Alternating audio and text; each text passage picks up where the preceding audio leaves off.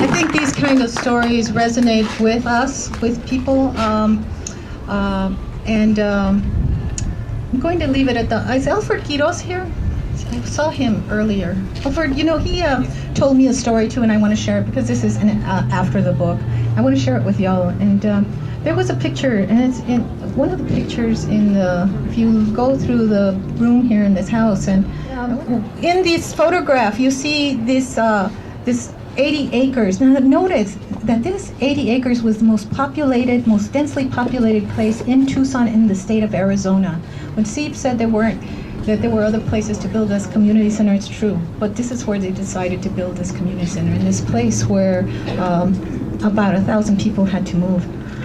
And in this picture, there was like the people from the newspapers and the growth lobby were really felt entitled to describe this place.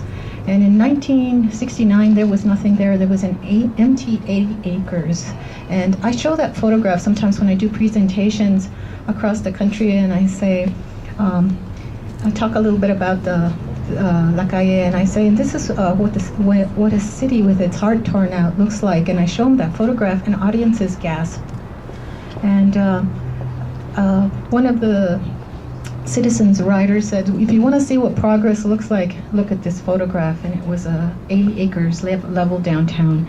And that was the perspective of a lot of people in Tucson, and certainly changed I think the historical consciousness, this collective historical consciousness of us as a people and of the city of Tucson also changed, in that they never attempted these large-scale projects again.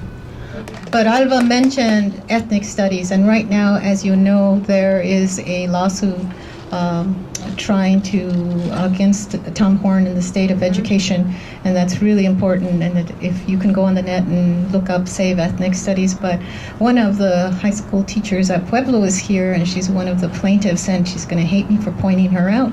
But Sally is here, Sally Rusk. She's hiding. She's shy by name too. So all those photographs that you see, the LA Weekly has the feature story on the 11 plaintiffs and this lawsuit, so it's important to point those out.